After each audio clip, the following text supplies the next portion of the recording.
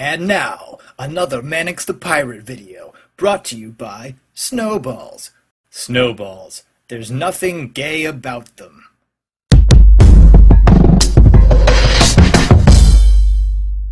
As we all know, video games have helped shape the world. They have endowed humanity with a sense of purpose. They've given us quests to fulfill. And all of us have a list of our favorite games. I get that. Gaming websites come out with lists every year of the best games of 2009, 8, 7, 6. But what you never hear is my top 10 list. Which of course we were all waiting for, I know that. Because deep down, you all know that I'm better than you in every conceivable way. So it is my pleasure to reveal to you my top 10 list of the best video games ever. Enjoy. Number 10!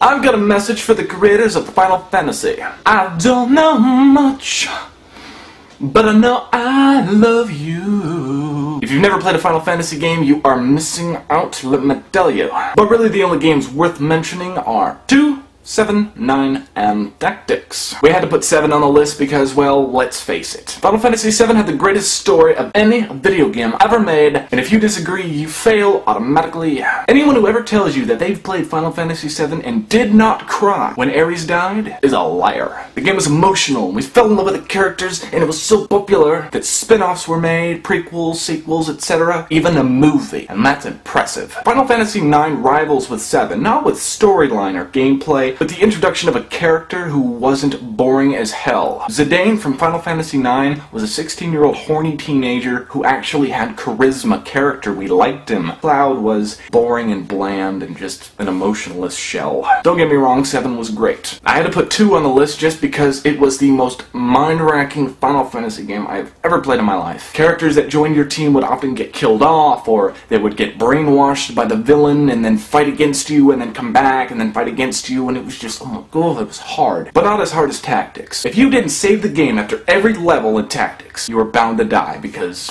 it was a hard game. You had to level your guys evenly because the enemies on the map were going to be equivalent to the level of your highest level guy, so you had to be careful with that game. It was actually challenging. So yeah, Final Fantasy series, had to put it on a list. In fact, I think someone should dedicate a list just to Final Fantasy games because they're so beautiful in every conceivable way.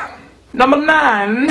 Chrono Trigger, made by the same people who made the Final Fantasy series. The game revolved around time travel, which is reason enough to play it. It was cool because, based on what you did in the certain parts of the game where you traveled through time, the end of the game would be different. I thought it was pretty cool, and not a lot of people are fans of the old Super NES games, but if you've never played it, I highly recommend it. It'll blow your mind.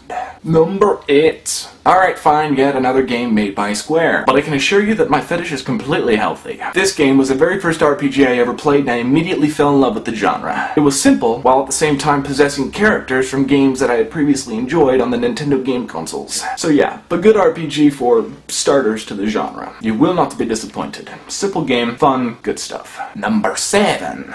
I'm not going to put the whole Zelda series in my list because, to be honest, I'm not that big of a Zelda guy. But I had to put Ocarina of Time on there because it was the very first 3D Zelda game, and it actually had a badass story. It had fun puzzles, and you can't tell me that you didn't get aggravated too when you get to the water temple. That was hard stuff, man.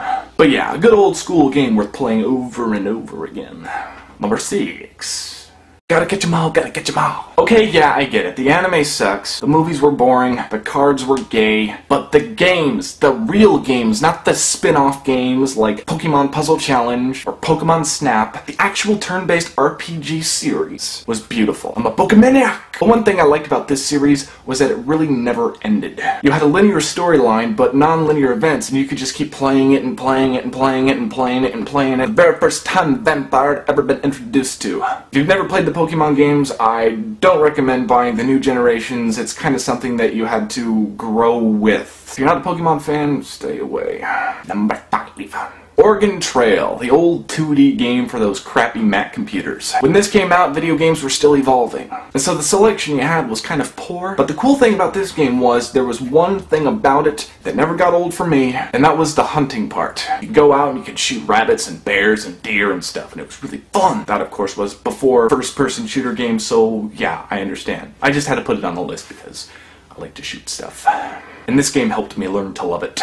Number 4. Okay, I understand virtual pets aren't really video games. There was something that came out when I was in 4th grade, and I fell in love with them immediately, and you can't deny that they were valuable to our communities, because they kept kids out of trouble, and they gave children the pleasure of taking care of a pet without the heartache of having to bury it in the backyard when you forgot to feed it. Cool stuff. Number 3. I'm not a big fan of fighting games like Tekken or Street Fighter or anything like that. But this game was just plain fun. And I don't mean the sequels like Melee, although that introduced the character Sheik, and I rock with Sheik. But the original one was just really, really cool. I personally like playing Yoshi on the original one because you could like eat your opponent and like shit them out in egg form, and then they could fall off the edge, and if they didn't press the buttons in time they wouldn't hatch out of it and they would just fall to their death because you shut them out as an egg. It was fun. You cannot deny it. Number 2.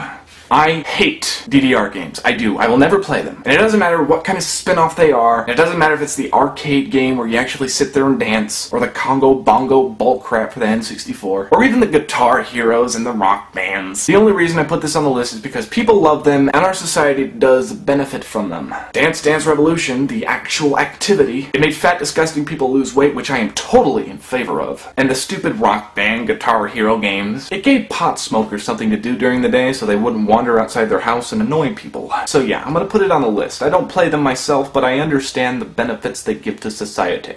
Number 1. This game will destroy you. Destroy you. I'm not kidding. I've had friends drop out of high school, drop out of college, quit their jobs, break up with their girlfriends, forget to feed their dog, and their dog dies. I kid you not. This game will destroy your life. I was an addict for a long time, and it took me many months to get over that addiction, and I'm glad I did. I feel like a healthier person. I had to put it on the list, not because it's an amazing game, because to be honest, the patches have made the game extremely easy and boring, but because it's such a powerful, powerful game. I never thought I'd say anything more addictive than heroin. So yeah, that's my list, and I am proud of it. Took me a long time to think of it too. And if you disagree, or felt I left games out, let me know in the comment section. I will gladly listen to your worthless opinion, because I have no life. I have less of a life than you, so I know my stuff. Damn it. Peace out, and always remember, There's nothing gay about them.